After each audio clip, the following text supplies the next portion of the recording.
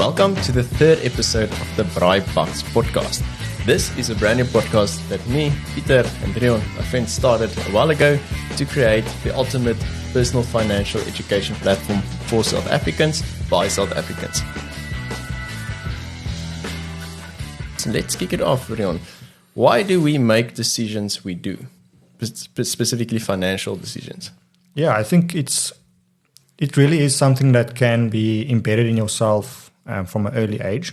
I've actually done a bit of research in this, and it's shown that it's a large part of the daily decisions that we make, specifically around money, is something that we've got from our parents or the way they did it, and it's maybe not always the actual education that they gave us, so talking about budgeting, etc., but it's the way they lived with their finances. So it's the example that they've set.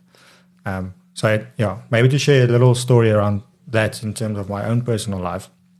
I think my mom and my dad made a decision quite early on in their lives that they wanted my mom to be a stay-at-home mom. So my dad always did the providing, and it really put our family in a position of I wouldn't say we were poor, but we were definitely not rich. So we were really a middle class, but we always needed to look after our money quite well. So that's something that's stuck with me. And as I grew up, the first money memory in my life that I can remember, and it's probably because it had quite an emotional impact on my side, is I really wanted a PlayStation 1 back in those days. So it's like way back. The OG. The OG, yeah. So it was, I don't know, I was 7 or 8. Can't remember exactly where. Giving away your age. Yeah, exactly. But in that, my father always said, listen, there isn't money. You need to wait. You need to be patient. And one day, the creepy crawly in our pool actually broke, and my dad came home the same day and with a new creepy crawly. And I asked my dad, how much is the creepy crawly that you just bought? And it was almost exactly the amount of a new PlayStation. And I said to my dad, I was like almost angry at my dad. Like, how can you do that? I've been asking for months and months. And so it's almost that first money thing in my head. It's like, there's never money, but except if there's money. And I didn't understand that until my dad really took me. And that's when my dad realized, okay, listen, we need to educate Rion here.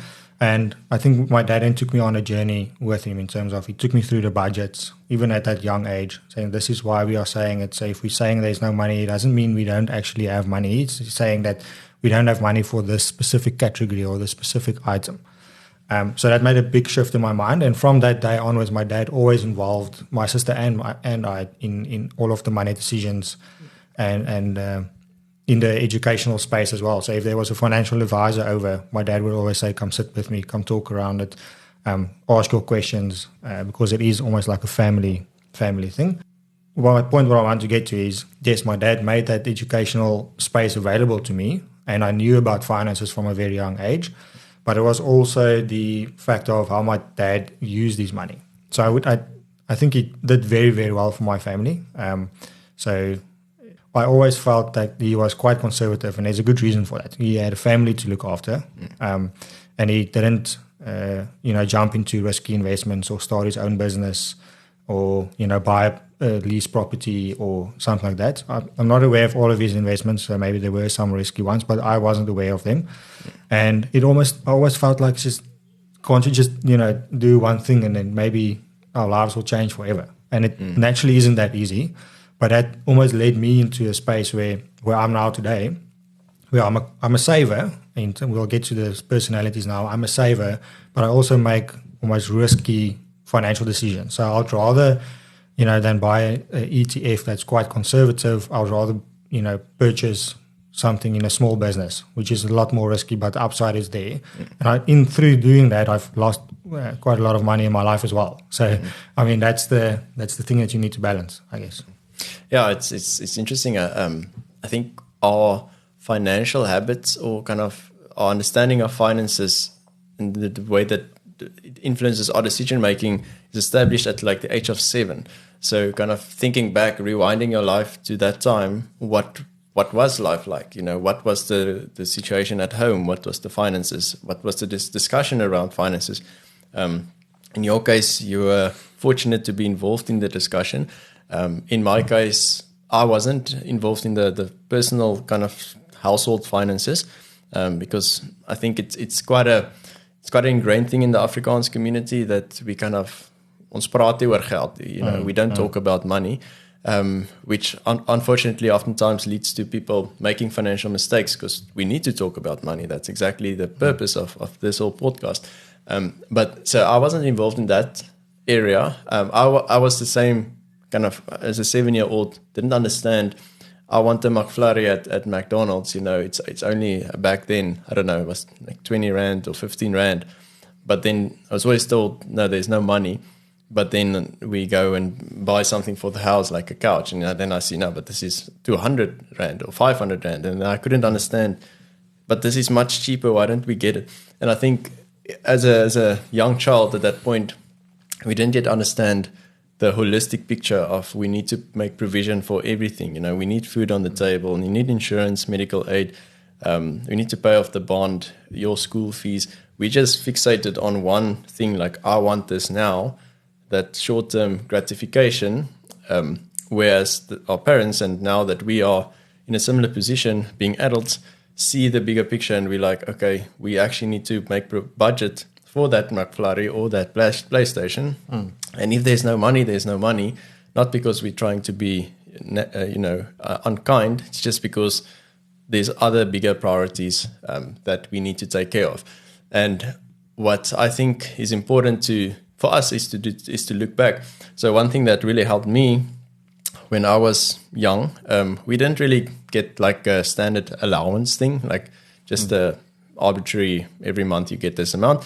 We had to do tasks around the house. And then what my dad would do is I'll go outside and then I'll scrub the swimming pool and pull out the bossies and, clean the yard, stuff like that. And then he'll tell me, okay, so write down what you've done.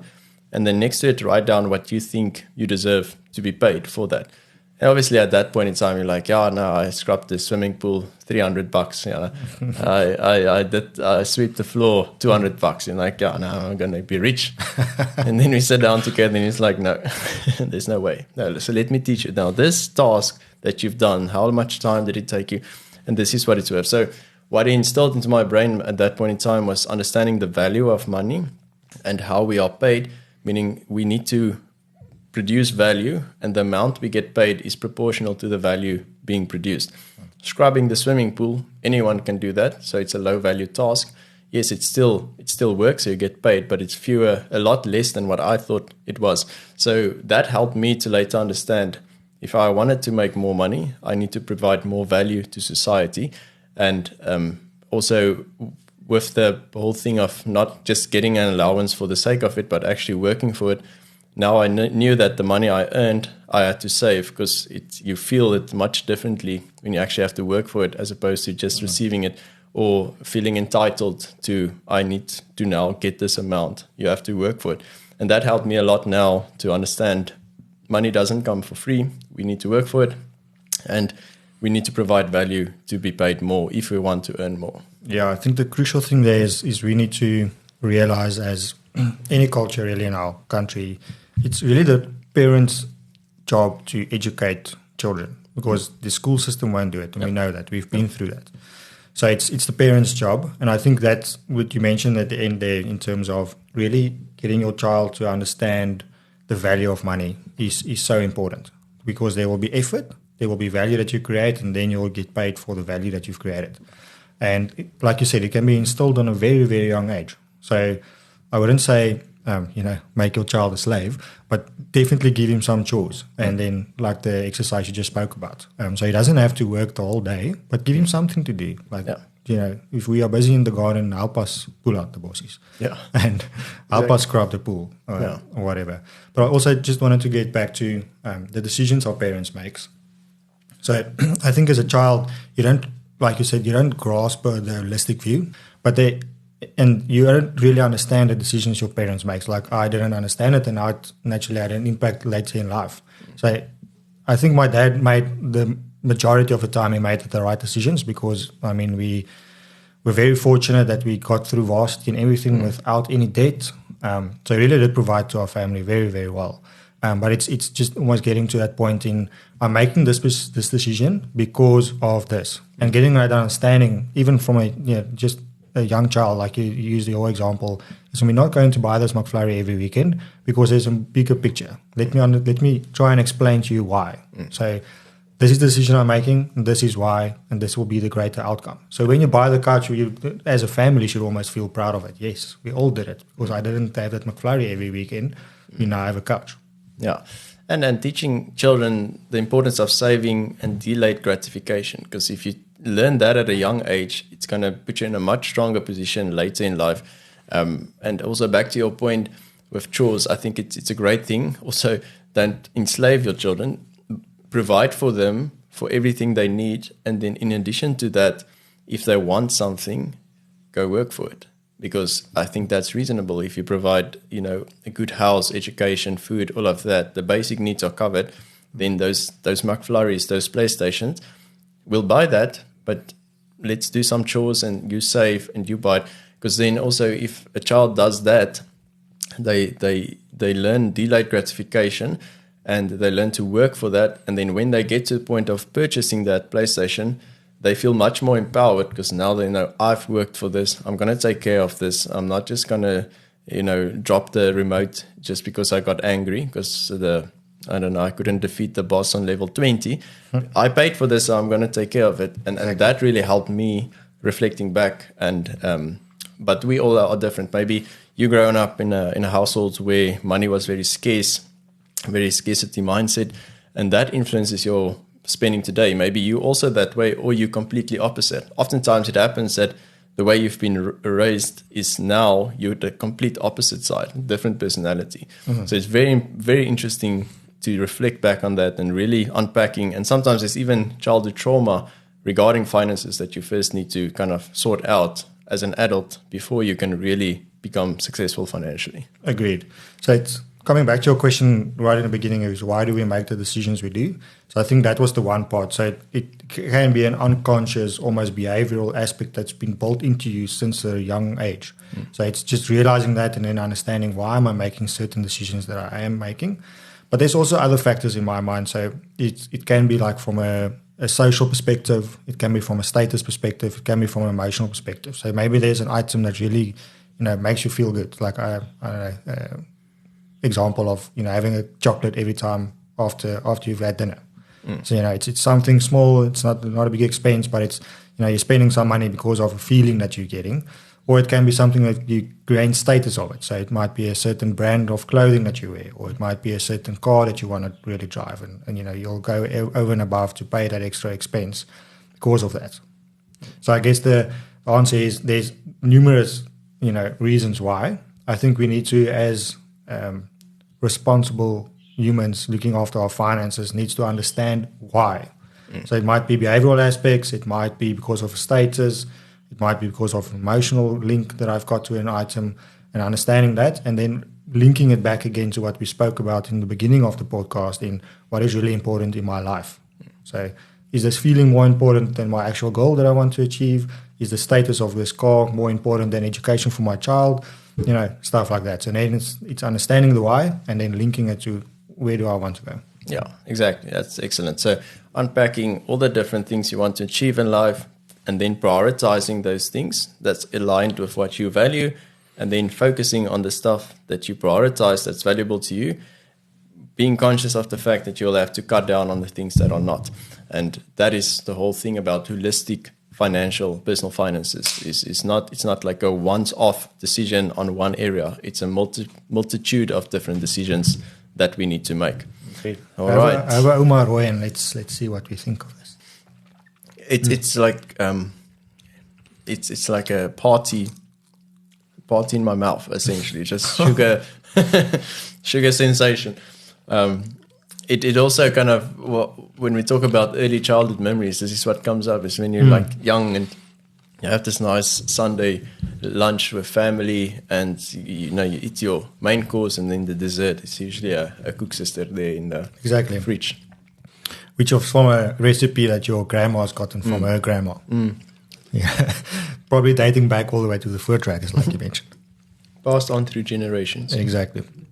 Alrighty, so now that we understand why we make financial decisions and kind of what influences that, we're going to reflect on 5 different money personalities: a spender, a saver, shopper, debtor, and investor.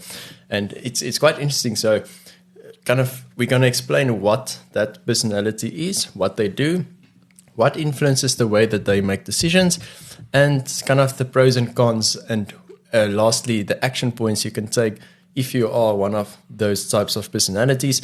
We are all different, so there's not a one-size-fits-all approach to finances. First, it's important to understand what type of personality you are and unpacking that, and then seeing, okay, so this is me. What do I now then do to better my finances? And that's different for all 5. So it's quite interesting. Yeah, and I think just to add on to that, the 5 personalities is also almost just like a guideline. Like you won't fit into one, like exactly. So for me, I feel like I am, more or less a saver, but I'm also a bit more risky in terms of maybe a spender, and aspiring to be an investor. So there might be a few that you realize, okay, you're actually there a little bit, but I think the principles will be the same. Yeah. So there will be something that you might have like a drawback on, and then that's something you need to focus on. Yeah, for sure. Cool. So let's start with the big spender. So a big spender is exactly what it's saying. You are spending big. I think a big spender is that person that really, buys for status, wants the best, wants the newest, best gadgets, wants the best car, wants to live in the best area, in the best house. So it's really you're not afraid to spend money, but you're also not spending it on, anything and everything, but you're spending it on the best. So you buy quality. So this person for me is always really like, we always say don't keep up with the Joneses. This is the Joneses. Yeah. They're not trying to keep up with anyone. They are the leading pack. It's that guy, the guy we're always referring to. Yeah, exactly. That is exactly, it's the Joneses. Yeah. So for that one, it's naturally, so if you really think around, okay, I'm spending, on the best, and always want to have the best at this moment in time, you immediately think, okay, well, you need to have money to do that. So I think the drawbacks of this personality is immediately going into, maybe I'm overspending, maybe I'm making debt where I don't really need to have something that I don't really need, but it gives me a status or feeling of status. And then lastly, I think these are people that are risk takers. So it can be a good thing, it can also be a bad thing. So, I think risk goes either way. So the higher risk, the higher the expected return. So if you are a high risk taker in terms of, for example, business, it might actually work out very well for you. And it's normally the person that you will see as an entrepreneur. But it also might be bad. So you don't think of the risk of, having debt as that significant. So you might have a lot more debt than you really should. Yeah. Yeah, so with each personality, there's definitely some positives. There's also some negatives. So it's really understanding both, capitalizing on the positives, and then being conscious of the negatives. And also, as you mentioned, kind of it can go into different types of personalities. So if you identify that you are a spender, you are someone that you kind of wants to purchase stuff for status, you want the latest iPhone and drive the best car, and trying to just maintain that public status. You're probably one of those people who post on Instagram every day, reflecting your life, which is it's not a bad thing. If you do have the means for it, it's fine, as long as you're not living above your means and trying to portray a lifestyle online that is not the reality that's reflected in your finances. So important, I think, for this person is to live within your means. Yeah. So by all means, spend what you need to spend on that makes you feel good, but just do it within your means. So I think that's the golden rule number 1. Spend less than what you make. Yeah. Yes. But I've oftentimes experienced with people like spenders, it's difficult for them to invest, because what happens is they earn a salary, then they spend, and then they try to save. It doesn't work. If this is your personality, it's not going to work. So what you need to do is you need to automate the savings and investing part first. Have a debit order going into an emergency fund, into your long-term investments, maybe a retirement annuity or tax-free savings account. Automate all of that. Then once you know you've paid yourself first, you've made provision for your future, maybe your child's education, then what's ever left in your account, you go spend guilt-free because you know you've taken care. Now, caveat to that, you first need to understand what is the amount that you actually need to provide for. So that's potentially where a financial planner can come into the picture. But what we want to do with these personalities is try and make it as easy for you to accommodate that personality, not necessarily to try and change who you are, because that's very difficult. Rather seeing, okay, this is who I am. So in this case, what I've seen is automating stuff really helps a lot. And also because you are maybe someone that's kind of like you see something online and now, okay, cool, it's on sale. I need it now. I want to buy it. What helps is to put a 24-hour rule in place, which means that if you want to purchase something, click on it, put it in the checkout, little shopping cart on Takealot, but then tell yourself, I'm going to spend 24 hours and then I'll make the purchase. So what then happens is it takes away that short-term emotional feeling immediately that you have for that product. It takes it almost away. Yeah, that impulsive feeling that it makes me good. It makes me feel good to spend money. So it takes that away. It changes from short-term gratification to slightly delayed gratification. And what you'll see, oftentimes, more likely than not, after 24 hours of reflecting on this, you'll probably decide, you know what, I actually don't need this, or no, it's actually not such a big special. I search it online at other different stores and it's actually quite expensive. So it's understanding yourself and then putting some barriers in place, saving first, not spending immediately, and trying to avoid the living above your means, especially if you're going to use short-term debt to finance that. Stay away from credit cards. We will unpack credit cards and building credit scores in another episode because there are some important factors. But if you know you have that impulsive feeling of wanting to buy stuff, store cards and credit cards could be your downfall. So be very careful. Yeah, I think there's a very important thing that you mentioned as you started speaking is if you are a certain personality, don't try and almost overhaul yourself in being something different. Because if you tell a big spender, listen, you don't spend anything anymore. You need to focus on something else. You're going to make your life miserable. And effectively, you're not going to stick with the plan and you're ultimately going to just go down your own path anyways. So it's rather using the techniques and tools that you can to still live what you want to live in. So still spend the money that you want to spend, but just do it almost in a more thought of logical manner. Yeah. And I think that's actually a very good rule in terms of getting away from the emotional spending to the logical spending is giving yourself that time period before you actually make the purchase. Yeah. Yes, I really want this item and it's making me feel like, yes, they said that was a dopamine spike. Yes. But then just give yourself a minute and then if you sleep over it, you will almost go into that logical thinking a little bit more. I can't even tell you how many times, for example, I've looked at Toyota Hiluxes. And that's also, typical Afrikaner as well. Everyone wants to drive a Hilux. You're going to eat your cook sister in your Hilux. Exactly. But it's, I can't even, like I said, I can't even tell you how many times I've looked at a Hilux and said, yes, financially, I can make it work. I can make it work financially. And then I would say, let me just talk to my wife for a minute. And then I've sometimes actually got bought in from her as well, which is quite scary. And then I would say, okay, well, let me just sleep over it. And let me just take a week because, that doesn't move that fast. Let me just take a week. And then the logical thinking comes in, okay, wait, something more important here. We want to buy into a practice. Let's rather not. So it's a very, very good rule. And also something that we mentioned last time, spenders are the ideal target market for salespeople because they know if they play on your emotions and they put some scarcity as well as some urgency to a sale, they're going to persuade you to buy. So, for example, if you are a spender and you need to go buy a car, be careful that you're going to get swayed into buying a more expensive car than what you need. Kind of classic stuff that they'll use, that this sale is only available today. Tomorrow you're not going to get it. They're trying to feed into your emotional side, which is going to override your logical side. So in those cases, when you're going to buy expensive stuff, come prepared, know what you want to spend, and put just slow down the process. Whenever anyone tries to speed up it because they're trying to implement that urgency marketing tactic, then do the opposite, slow it down, and then you'll see you will avoid many big financial mistakes. Agreed. Know your price point and stick with it. Yeah. And I think that's important for everything that you need to negotiate around price. So vehicles, I think cars as well. Because oftentimes you go look at a house, the agents will say, this is going to move quick.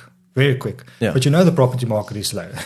Before you go look at the house, we've got 5 offers, and you need to urgently put in an offer, otherwise you won't make it. So it's like you said, making that urgency feel it's actually not that.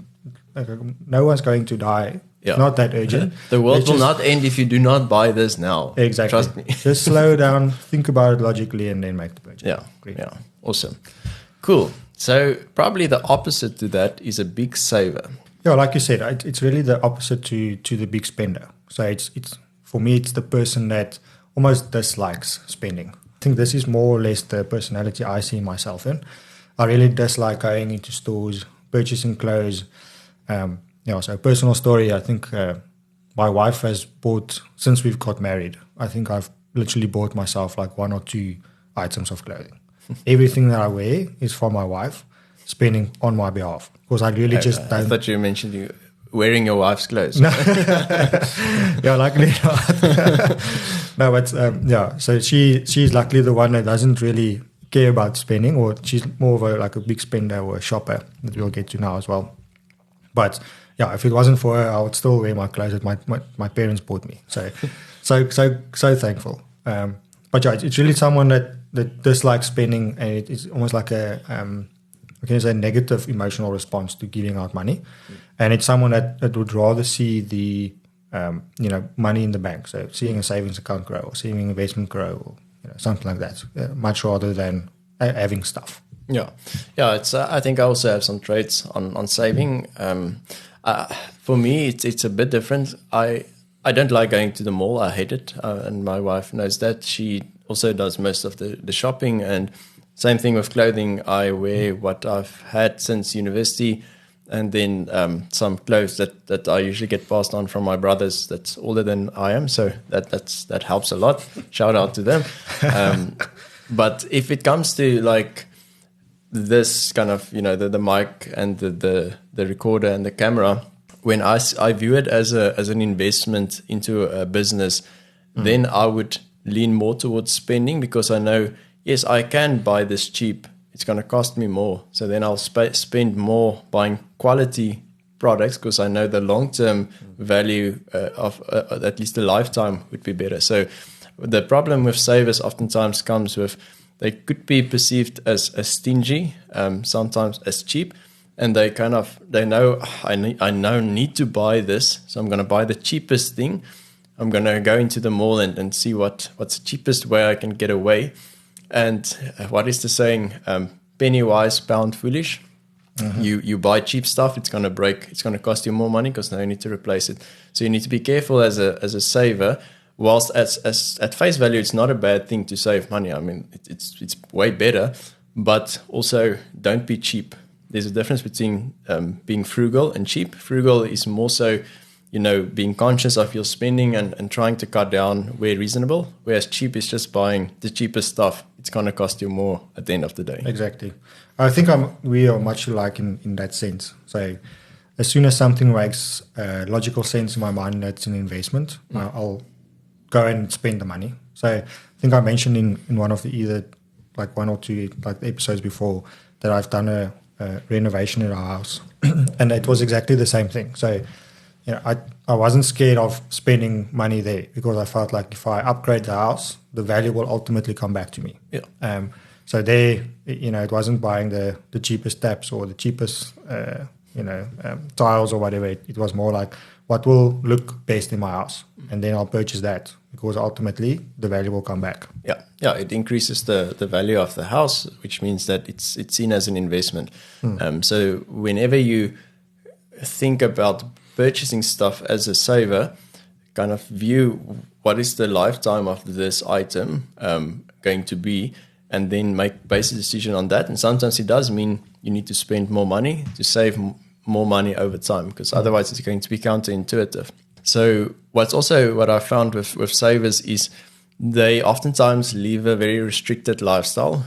So they try to cut down cents, rands, wherever they can, and then they kind of restrict themselves from enjoying stuff, the nice stuff in life. So oftentimes they are people who work hard, they earn good salaries, they save a lot of money, maybe they invest it, but then they feel guilty to spend money. They feel guilty of going out with friends or buying a cook sister, because they feel like, but if I could spend 20 Rand on this, but if I save and invest it in the S&P 500, then over 40 years' time, I can buy 2 cook sisters.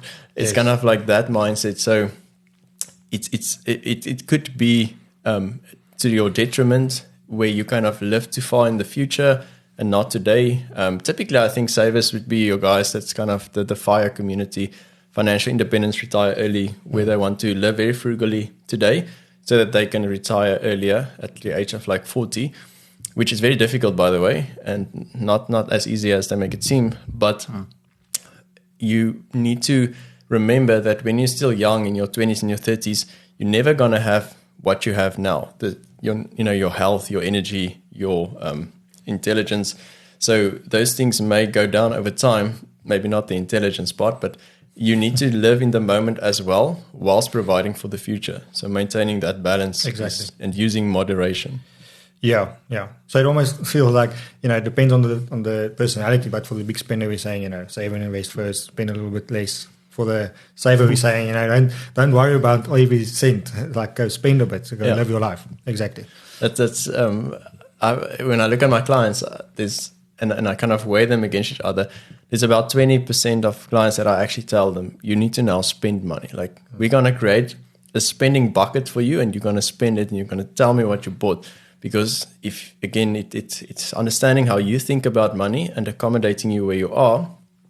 Because if you maintain this restricted lifestyle, you'll be able to do it, but at some point it's going to become so miserable that you're just going to drop the whole thing, and then you maybe just convert to a spender and just blow it all. So maintaining a balance. Maybe when you get to your midlife crisis, you go buy a Porsche instead of maybe leaving it in your retirement fund. You do retire at the age of 40. Now what? You're going to sit at home. Now you're calling your chommies, let's go out for drinks. And they're like, no, man, we're married and we've got kids now. Where were you when we were 25? When we called you, you wanted to save money. So, you have to be conscious of that. So what action points as a saver do we take? Save, definitely, that's great. See money as a tool, use it effectively. If you know that you're living below your means, you've paid, you've kind of made provision for yourself, security in terms of insurance, medical aid. You've got an emergency fund in place. You don't have any short-term debt. Then do make provision for retirement, but also make provision for fun stuff. So, practical example: open a spending bucket. Have a debit order going into a money market account with one of the providers. Put a couple of 100 Rand or 1,000 Rand, whatever your financial situation is, per month. And that bucket I can spend guilt-free. If it's depleted, it's gone, it's over. But whatever money I put into that, I can spend, and then try to remove that guilt feeling, because you've provided for your future. Then it makes a lot more sense in that person's mind to actually enjoy it. Agreed. Yeah. So it's really looking at it in living a balanced life. I think in both instances, that's the cross that we wanted to get to, is live a balanced life. Yes, there's important things. Yes, save, have an emergency fund, live within your means, but yes, also enjoy your life. And I think this is maybe a good part to just jump in here with a little bit of a personal story again. So I think I mentioned this before, but my wife is more like a spender and I'm more of a saver. And to really be successful in marriage, we needed to find almost like a common ground. Yeah. So we need to, obviously live life. So from my perspective, I need to get out of my comfort zone in spending stuff in what we enjoy. But again, that's then something that we need to agree on in this is important for our lives. This is what we'll spend money on. Because if that's the almost journey that you'll take, then you'll both get what you effectively need in terms of your personality. And that's why it's so important that if you are married, or you are a couple or you have a life partner, to sit together every month and to go through your budget, track your spending, reflect on that, not to try and, keep each other accountable, maybe to some extent, but not to argue, but just to say like, listen, this is quite important to me. Can we please save up for this? Versus, I'm just going to buy this because it's my money. I worked for it. You can go do what you want, because that never works. You need to really see where can we find alignment. And that is probably a good episode that we can talk about as well, money and I marriage. actually just put that point down as an nice idea. Telepathy. So, and just sharing kind of, because oftentimes it's very rare that you'll find a couple that has the same personality. It's oftentimes like opposites. Normally opposites. I mean, opposites attract. I mean, it's exactly. I don't know, principle of life. And it's a good thing because, yes, for you, someone that's maybe more restrictive, you also need to, take the leap and spend that money. And for your wife, maybe she's a bit more of a spender. She needs to kind of just take a step back and save more. And instead of, trying to move in opposite directions, you complement each other's shortcomings in that sense and capitalize on your strengths. That is what makes a team essentially powerful. Agreed. Right. So next one is a shopper. So shopper, what is a shopper and how does that differ from a spender? Is it the same thing or is it? No, I think both of them like to spend money, but it's a little bit different in the sense that the big spender is after status and wants the best. A shopper is more of, I just like to spend money and I'll spend my money on everything that I can see almost. So it won't be almost thought of, this is the best, I'll buy a Mercedes because this is the status that I want. But it's rather going into, for me, maybe let me explain it like this. For me, the shopper is almost somebody that is always on Takealot or always on a clothing store website or always in the mall, and they purchase small items the whole time. So the money that they get in almost flows out, and then at the end of the day, you've got a bunch of stuff, but with little value over time. Okay, so it's someone that kind of gets they want that short-term spike of dopamine, like I've made the purchase, and I feel I've got this new item, I received the delivery, I can open the box. That whole experience is they like it. So it's not because they buy because of status; it's because they like to buy. It's just, they like to buy. So they'll have 15 pairs of shoes in the same color. Yeah, just because it was on special. Yes, it was a bargain, and I really like this one because it's a different hue or whatever. It's like they go to the mall, didn't plan on spending anything. They see a special, it's 30% off, and they buy 2 items because it's 30% off, and they think they save 30%. No, you spend 70% because you weren't interested in buying in the first place. Yeah. So my dad always had the saying of my mom. So when she goes to the mall, he said, "My wife will save me poor." It's exactly that principle. I bought this and it was a great special, so I bought 2. Yeah, exactly. And then you've got the 12 different shoes. Yeah. So these are typical bargain hunters. As you mentioned, beyond one day only, you see, but this thing is today. It's only today. I need to buy it. So again, if you are a shopper, be careful of marketing tactics because they're going to capitalize on that emotional response. Marketers know this. They built their whole campaigns around it. So you need to be conscious of that. And just know that, yes, things are on special. And if you were thinking of buy it and it's on special, great. So some kind of action points here could be, if you're going to the mall to buy groceries, make a list of items that, you're in your house, you're looking at the fridge and the cupboard, this is what I need, write it down. And then you go intentionally buy these things and don't get sweated. Because if you oftentimes go to the mall or to the shopping center, first of all, if you're hungry, you're going to buy stuff that you don't need because everything looks good. And if you don't have a structured list, you're just going to be like kind of looking all around, like, that looks nice, put it in, that looks nice. But if you have a list, then you're focused, get the stuff you need and get out. They're very clever, these guys, that little checkout at the end, those rows of all the sweeties, it's not there by chance. They put it there intentionally because you stand there and wait. And then I look around and you think, I think I'm going to have that. And what about this? Next thing you know, you just blew another $1,000. Yeah, agreed. So I think that's a very, very important point for this person is intentional spending. Yeah. So have that list. Don't just go to the mall and walk around. If listen, I need to buy, shoes for a specific occasion. focus on that. So don't, I'm always going, oh, look at that nice shirt. Yeah. Yes. And then buy both. So that's so 30% off. Yeah, because this person, I think it is easy for them to spend money. So they will buy both. So I think it is staying intentional, and I guess for them it will also be helpful to have some sort of accountability towards someone. So if you're married, then it's quite easy. You can just ask your spouse, let's go to the mall to buy this. And then the spouse responsibility is let's go buy this and not go into everything else. Yeah. So I think that's important. But also for this person, because it's easy to spend, I think it's easy to make debt, and specifically bad debt in terms of retail accounts or credit cards, personal loans, those type of things. So for this person, it is crucial to stay away from that. Yeah. So if you're going to the mall, have a budget, say like this is the X amount of rands that I can spend today. And if then you're going to find items that fit into the budget. If it's on special, buy it, but don't go over that and think like, but I just need a little bit more, man. I can just swipe my credit card. It doesn't going to end well. Trust me. So oftentimes shopping kind of personalities have a slight addiction to shopping. They just can't help it. They just want to buy. So you need to understand that and then put some barriers into that. So we talked about, in your case, it's probably best to avoid stuff like store cards and credit cards because it's going to influence you to buy more. What you can also do is having a set amount of money that you can spend when you go to the mall, and go and buy stuff intentionally. Have a list of stuff that you want to buy and then go find the best price for that.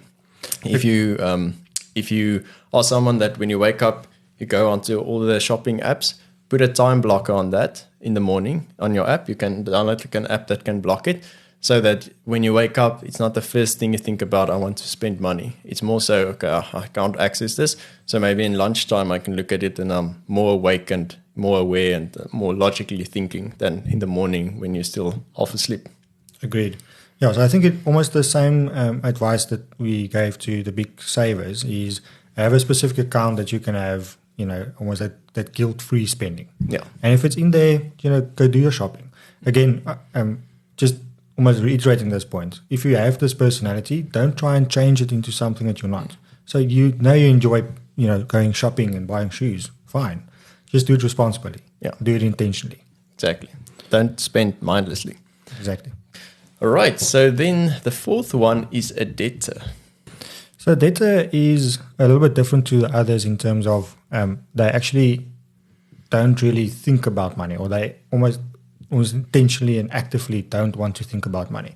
So it might be something that creates anxiety for this person. I'd rather not know about my finances because it's scary to me. So it's that person that's not really driven by things or emotion. So they're not spending money in terms of status or emotional spending, but it's really just mindlessly spending. So you're still spending money, but you're actually not aware of where your money goes. Yeah, it's oftentimes those individuals that are scared about the word money. They're just like, finances, personal finance, investing. I don't know what it is. I don't understand it. I don't want to learn. Just kind of blocking it out of their mind. But then in that process, doesn't really understand what it means to spend money and to save money, which could become a very big problem for them today and in the future if they're not providing for their future. Agreed. But I also can feel for this person because the financial world can be scary and confusing and overwhelming. But it's again just almost realizing it and then realizing, hopefully through something like our podcast, that it can be quite simple. You don't need to know everything and everything to be a success in your personal finance journey. Yeah. You maybe just need to focus on a few things and then intentionally do that right, and then you'll still be able to succeed. Yeah, it's oftentimes the fear of money is just because you don't understand it yet, which means that action point, go read books, go read about finances, listen to podcasts, watch videos. Yes, it may not be the most, for you, maybe your interest level of field of interest, but I can promise you, as soon as you start learning, this whole thing won't become scary or won't be scary anymore. And you will then start realizing and reflecting on your own personal finances, like, oh, okay, maybe I do have a problem. Or sometimes what I see with these people is they kind of get to the end of the month and they'll tell you, I don't know where my salary went. First thing I know, hit my bank account, next you know it's gone. Like, I don't even know. I don't think I spend it. It just disappeared. Maybe someone stole it. And then you go through the bank statements, you see like, oh, and then, you go to Starbucks every day. Or, what's this subscription that you've been paying for the last 5 years? Have you used it? Oh, no, they're not even aware. And the risk is oftentimes with these guys is they spend money on stuff that they don't even know they're spending money on stuff. It's because they're so scared to look into their own finances that it's really to their own detriment. And yes, it's scary to actually take that step and to go through the statements and get that reality check. I got it, and I got a massive fright when I did it the first time. But again, if you want to become successful financially, you have to do it. Can't become a fitness mogul if you don't go and pick up the weights. You can have the best diet plan, you can have the best personal trainer, but you need to go pick up the weights. And it's the same thing with finances, and especially important for debtors. Yeah, agreed. So I think for debtors, the important things really to just think around is, firstly, have a budget. So know where your money is going, know what you're spending on. Secondly is staying away from debt. So, if you can help it, stay away from it. If you're already in debt, find a way to start tackling that. And you can automate that as well to an extent. And then thirdly, I think is important for this person is automate your retirement savings. So you might not might not want to think about this or thinking about it already, but it is important. You will thank yourself now. Your future self will really thank yourself if you start doing that. So automate as far as possible, budget, don't make debt, and save for retirement from as soon as possible. Yeah, and I think it also really helps a debtor to have an accountability partner, especially someone that's more like a mentor, a coach, a financial coach, for example, that can sit down with you and say, okay, I do have a lot of debt. I've got a Woolies store card. I've got one with Ackermans. I've got a credit card and a personal loan. And, I got this email from this provider said that I qualify for this personal loan. I thought, no, why not? Let's do it. And I'm so overwhelmed with everything going on. I just don't know where to start. So I'm just avoiding it. So you need someone to sit down with you and say, okay, but let's take a step back. Let's look at everything. Let's go through your budget. What are you spending money on? Let's look at your debt situation. Let's create a debt repayment plan that works for you, that fits into your capacity, and let's take it step by step by step. Because it's oftentimes, once you go down this spiral of being in debt, it's very difficult to get out, and you oftentimes get so involved in this trap that you can't see a way out. So you need someone from an outside perspective to show you the way, and to structure it in a way that makes sense. Again, bring it back to daily tasks that you need to do to get out. Sometimes it does mean it may take months or years, but you need to start somewhere and having a structured plan. And then if it's really a case where you're over indebted and it's just all over the place, restructuring your debt may also be a good idea. But then you need the help of a professional that will guide you in that process. Exactly, yeah. I think this is probably the person that will benefit the most from a financial coach. Yeah. And maybe, if you are someone that feels like this is your personality and you do need help, you can drop us a comment and we will be able to, try and help you. Yeah, awesome. All right, so the last one is an investor. Probably the lacquer one, the exciting one that everyone thinks they are, most likely. Yeah. Well, maybe think that you are or wish you are, but it's definitely the one that we all need to aspire to. Yeah. Which you need to be. Yes. Let's all become investors and business owners. Exactly.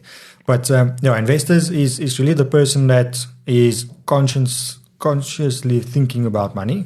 He's aware about money. He has education in money, but he's also linking that with the behavior that he's following. So he's got the knowledge, he's got the tools in place, but he also has the right behavior. So he does live under his means. He does save and invest whatever on a continuous basis. So it's really the person that we want to strive towards. It's the person that is actively driving towards financial freedom and wealth. Yeah. You are conscious about your money, what's coming in, you're going out. You have a budget, you have a spending plan. you use your money to make money. You understand the concept of compound interest, that you need to start saving early. You need to apply small micro habits today to look after your future self. Someone that typically spends a lot of time educating themselves, reading books, listening to podcasts, maybe even seeking the guidance of a professional once they get to a point where stuff becomes complex, like a financial coach or a planner, and someone that really understands the world of finances, not because school taught them or their parents, because they actively made the decision to become educated. And that's a decision that only you can make. No one's going to make it for you. No one's going to force you to do it. No one's going to ask you to do it. You need to sit still for a moment and think, this is what I need to do. And oftentimes you'll start in one of the other personalities and you'll kind of gravitate towards an investor once you actually put in the effort, start lifting the weights. And what we aspire to help you guys become is an investor, not just solely investor, still having your main personality, which is important, but having elements of investor into the other personalities that will provide for your future self. Agreed, yeah. So just to add to that, I think you can be any of the personalities that we already spoke about and being an investor. Yeah. So if you follow the sort of guidelines that we've given in terms of, throughout the personalities, it will ultimately drive you into being an investor.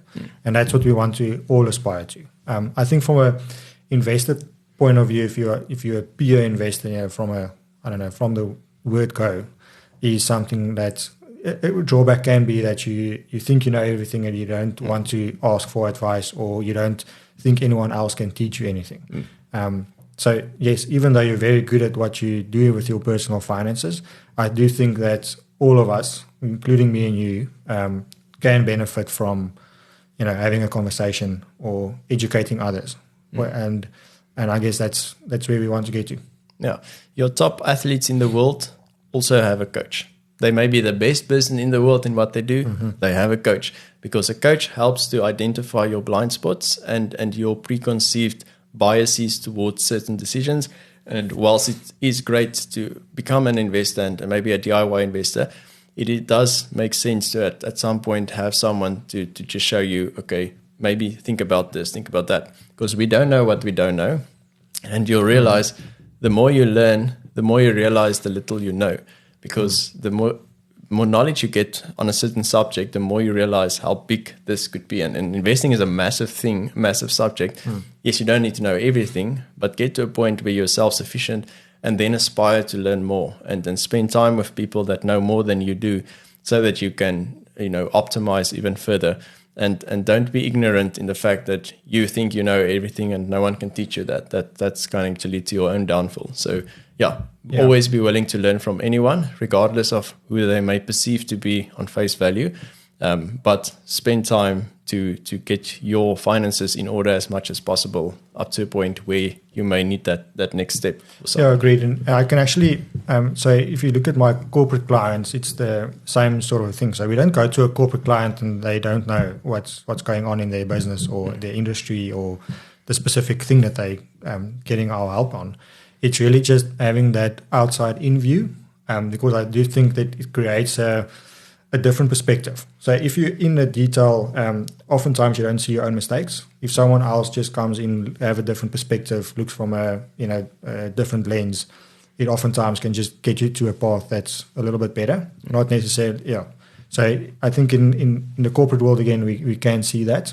And it's definitely not because they, like I said, don't know the industry or their business. They actually know it the best. Yeah. So it's rather just giving that different point of view. But have you maybe thought of this? And a lot of the time, it's also just in terms of you're focusing so much on the detail, and it's maybe just a process or something that you don't have time to actively think about. So it's again, just from an outside perspective, can add huge benefit in that. Yeah. I'm a financial planner, and I will most likely use a financial planner for my own finances, because it's, again, identifying your own biases and your as you mentioned, it's so stuck in the detail that you don't always take a step back and look at everything. And there are going to be stuff that you're going to miss. So yeah, that's probably a great personality to have, but always be conscious of the fact that you can still learn and will always need to learn. Yeah, just to maybe close off on the investor, I think I think we mentioned before as well, it's the one that we want to strive towards. Yeah. And if you are in that investor, just keep going. I mean, keep investing. Yeah, well done. Keep saving, strive towards that wealth. If you've got financial freedom already, be the wealthy guy, be the Christo Visa. And maybe not. And give back, pay it forward. What you've learned, share it with your friends around the braai.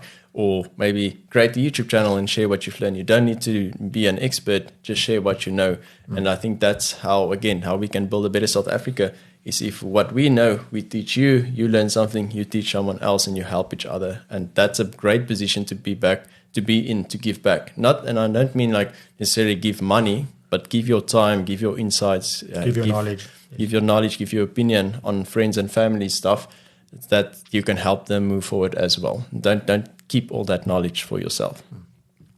Right. So then to just kind of tie everything into one that we discussed today. So money is behavioral. Yes, there's a lot of technical stuff around it, the education, the literacy that we're going to learn, but it's very behavioral, and you're never going to make a decision or the right decision if you don't understand your own personality, your own behavior, your history with money, and how that influences your behavioral status today.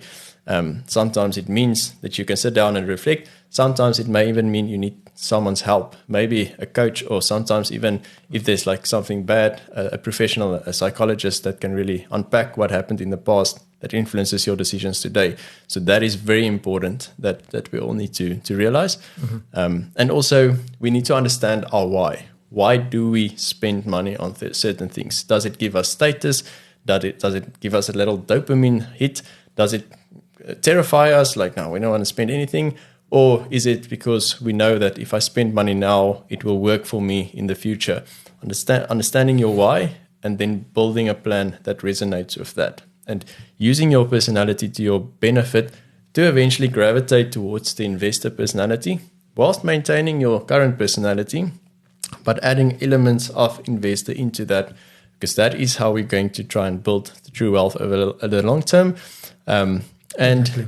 So I think, just adding on to that as well, again, is really just understanding yourself. So you are the person that knows yourself the best. So just, go and think consciously about why you're making the decisions that you are making, and start today to really make the decisions to improve that upward curve of your financial life in your journey. Because like I said in the beginning as well, each decision will have an impact. So it can either be positive or it can be negative. So I think the important thing is really to understand your why first, identify maybe areas where you need to change, and then embed that into your daily life. So make it a habit. Yeah. Break it down into small, manageable tasks, day-to-day stuff that you can do. Saving 5 Rand, investing 5 Rand, spending less, living below your means, and doing that consistently. And get an accountability partner, maybe your partner, life partner, maybe it is a friend, maybe it's a colleague, maybe it's a coach, to say like, listen, I'm going to do this, and this is how I'm going to do it. I want someone that can help me being accountable. Not because it needs to feel like a chore, but because you're really taking this serious. And as soon as you kind of make it public in that setting, you're going to make it an actionable thing. It's not just going to be like a dream that I want to do. It's going to be like, no, it's a goal that I need to achieve.